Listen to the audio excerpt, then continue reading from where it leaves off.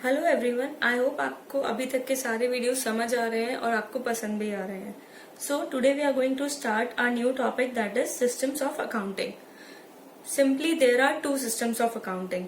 हम उनको बहुत आराम से पढ़ेंगे और उनके फीचर्स, एडवांटेजेस ये सब ध्यान में रखते हुए पढ़ेंगे। तो दो सिस्टम कौन से हैं? First is double entry system, other is single entry system. सबसे पहले हम डबल एंट्री सिस्टम को पढ़ते हैं। फर्स्ट पॉइंट है complete record of each transaction, यानी जो भी ट्रांजैक्शन है उसका कंप्लीट रिकॉर्ड। कंप्लीट रिकॉर्ड से हम क्या समझते हैं? कंप्लीट रिकॉर्ड से हम समझते हैं कि जहां से वो ट्रांजैक्शन स्टार्ट हुआ है, जो उसका सोर्स है। जैसे मैंने कोई नोटबुक खरीदी, राइट? तो जो नोटबुक मैंने जहां से परचेज करी वहां से मुझे एक डॉक्यूमेंट मिला होगा, राइट, जो उसका बिल होगा। तो वहां से लेकर एंड तक, यानी जब तक वो नोटबुक हमारे एज अ स्टेशनरी, जैसे हम बिजनेस में नोटबुक को कंसिडर करेंगे, तो एज अ स्टेशनरी जब तक वो हमारे असेट्स के अंदर बैलेंस शीट में शो ना हो जाए, तब तक के जितनी भी स्टेप्स है, जैसे हमने उसको सबसे पहले जब हमने परचेज करी तो हमने उसका बिल लिया, उससे हमने एंट्री करी जर्नल में, उसके बाद हमने लेजर में उसको पोस्ट किया, उसके बाद हमने उसको ट्रायल बैलेंस में उसके बैलेंसेस ट्रांसफर किए एज इन स्टेशनरी।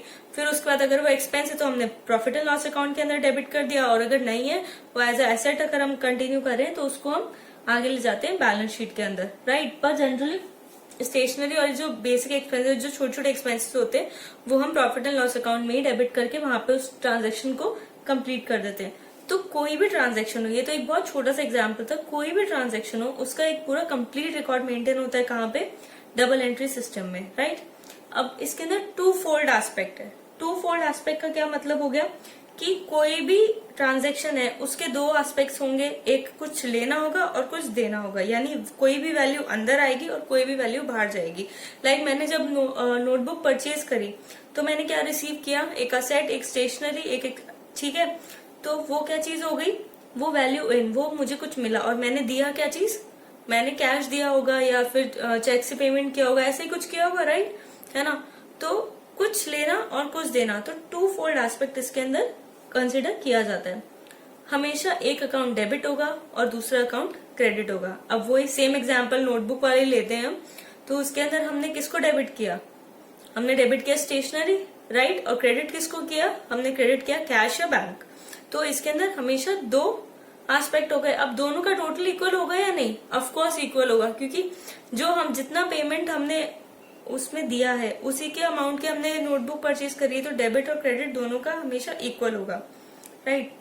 अब लास्ट एंड फाइनल चीज है कि ये 3 स्टेजेस में होती है। फर्स्ट स्टेज क्या हो गई? जैसे हमने बोला कि हम उसको रिकॉर्ड करेंगे ट्रांजैक्शन को जर्नल में। नेक्स्ट हम क्या करेंगे? उसको क्लासिफाई करेंगे लेजर अकाउंट्स में। और थर्ड हम उसको ट्रायल बैलेंस के साथ कहाँ लेके जाएंगे? अपने फाइनल अकाउंट्स में। तो ये जो प्रोसेस है ये कितने स्टेजेस में होती है? बेसिकली 3 स्टेजेस में।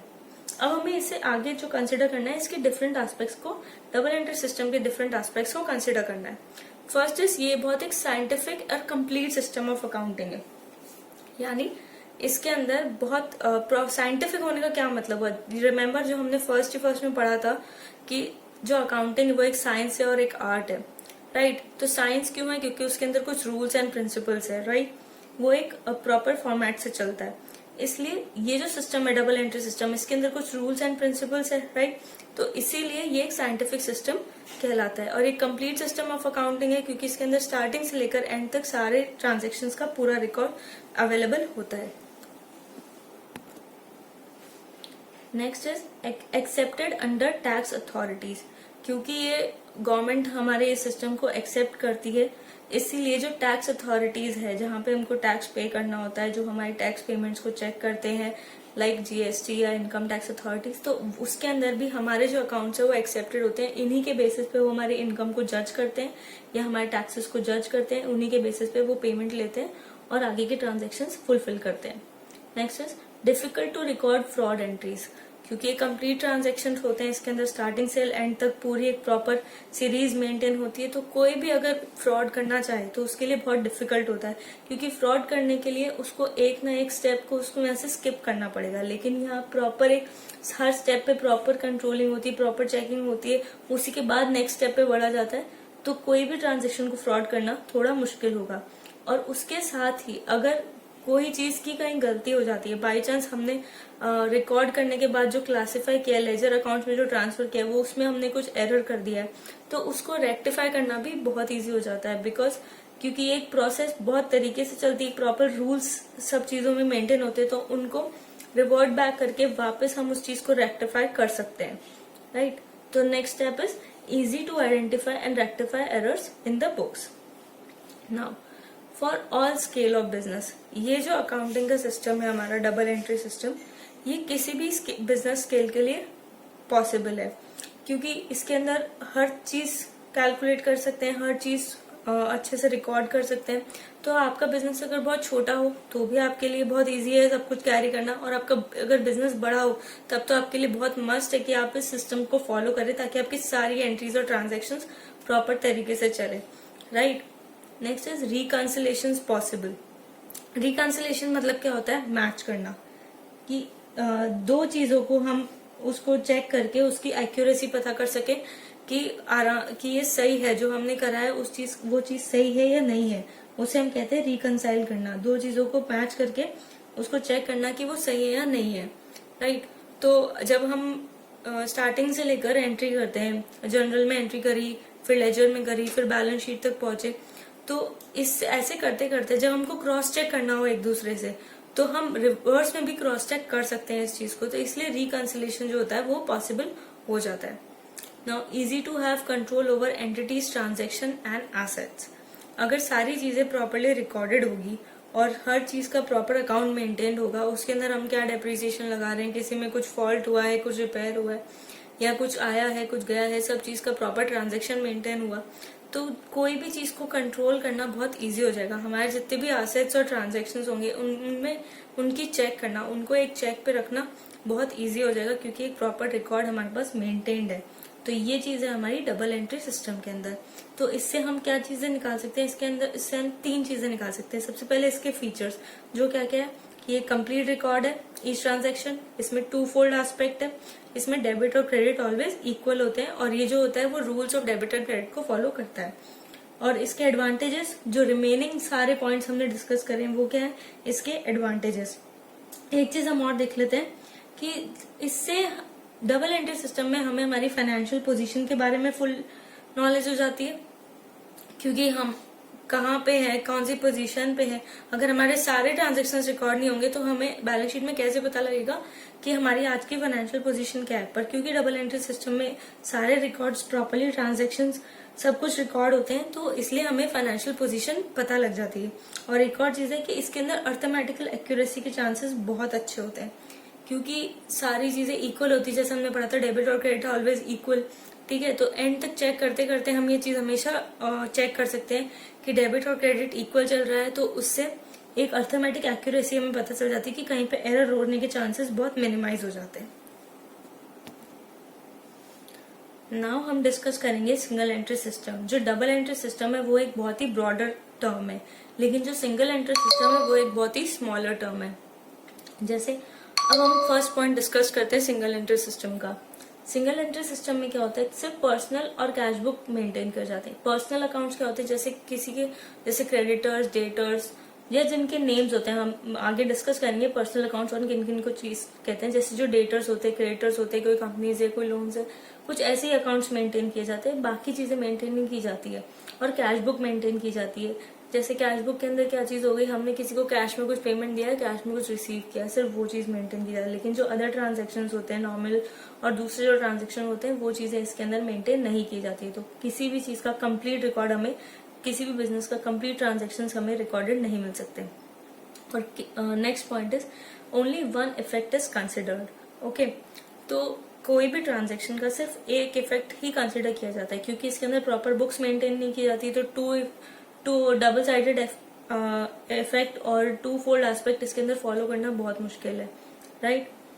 अब next is no such maintaining of records. जैसे हमने डबल एंट्री में पढ़ा था कि कुछ स्टेजेस में सारे काम होते हैं, राइट। लेकिन इसके अंदर ना ही कोई ऐसे कुछ स्टेजेस मेंटेन की जाती है, ना कोई और स्टेटमेंट्स मेंटेन किए जाते हैं। इसके अंदर सिर्फ 2 तरह के अकाउंट्स मेंटेन किए जाते हैं, पर्सनल और कैश बुक, और उसी से ये सारा अपना काम करते हैं।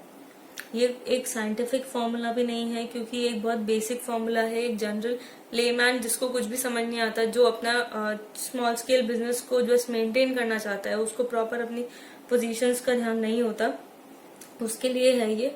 और इसके अंदर कोई भी ऐसे प्रिंसिपल्स, कोई साइंटिफिक प्रिंसिपल्स की तरीके से ये चीज फॉलो नहीं की जाती है।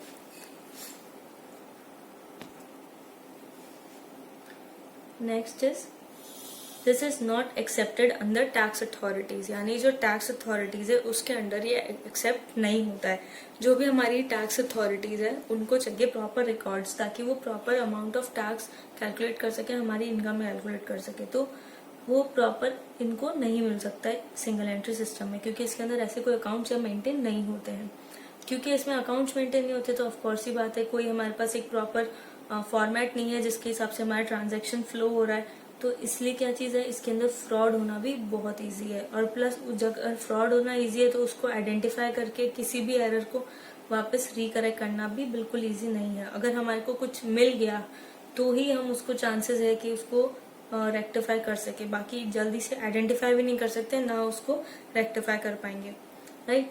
तो ये जो सिस्टम है, क्योंकि इसके अंदर प्रॉपर रूल्स फॉर्मेट्स कुछ भी नहीं है, और इसके अंदर ये जनरली एक्सेप्टेबल भी नहीं है गवर्नमेंट में भी, तो इसलिए क्या है, ये बहुत एक स्मॉल स्केल बिजनेसेस के लिए ही सूटेबल है। बाकी लार्ज स्केल बिजनेस के लिए ये सूटेबल बिल्कुल भी नहीं है। अब सेम चीज, अगर रिकंसिलेशन पॉसिबल नहीं है, क्यों पॉसिबल नहीं है, जैसे हमने बोला कि हमने नोटबुक खरीदी, राइट। अब हमने नोटबुक खरीदी पर हमने सिर्फ एक कैश बुक में एंट्री कर ली कि हमने एक नोटबुक खरीदी है, राइट। पर ऐसा कुछ हमने बिल्कुल भी एंट्री नहीं करी कि नोटबुक का भी हमने एक अलग से अकाउंट बनाया। तो वो जो हमारा कैश गया, लाइक 20 रुपीज, 30 रुपीज, 50 रुपीज की जो हमने नोटबुक खरीदी है, राइट, तो वो हम कहाँ चेक करेंगे कि ये जो 50 रुपीज की नोटबुक है ये सच में खरीदी या नहीं खरीदी है। तो ये चीज हमारे पास चेक करने के लिए कोई भी सोर्स नहीं है, नेक्स्ट रिकंसाइल करने के लिए कोई भी दूसरा अकाउंट नहीं है, ठीक है। Details are ignored, so not possible to access full measured control. इसके अंदर जो छोटी छोटी डिटेल्स होती है बिजनेस की, कितना डेप्रिसिएशन लगा, कहीं पे रिपेयर हुआ नहीं हुआ, हाँ, कोई दूसरे ट्रांजेक्शन्स हुए, कोई सर्विसेज दी, या ऐसा कुछ भी जो ट्रांजेक्शन्स है वो इसमें रिकॉर्ड प्रॉपर नहीं होते हैं। ऐसे बहुत सारे और भी ट्रांजेक्शन्स हैं जो बिजनेस में बहुत जरूरी होते हैं और वो इसमें मेंटेन नहीं की जाते हैं। तो इसलिए सारी डिटेल्स जब मिस हो जाती है तो हम सब चीज़ों पे प्रॉपर कंट्रोल, हमारे एसेट्स पे, हमारे दूसरे ट्रांजेक्शन्स पे, कोई लेबर पे, इन सब पे प्रॉपर कंट्रोल नहीं मेंटेन कर सकते। सो आई होप ये दोनों सिस्टम आपको बिल्कुल समझ आए होंगे। कोई भी आपकी क्वेरीज हो वो आप प्लीज कमेंट सेक्शन में पोस्ट कर दें। Thank you.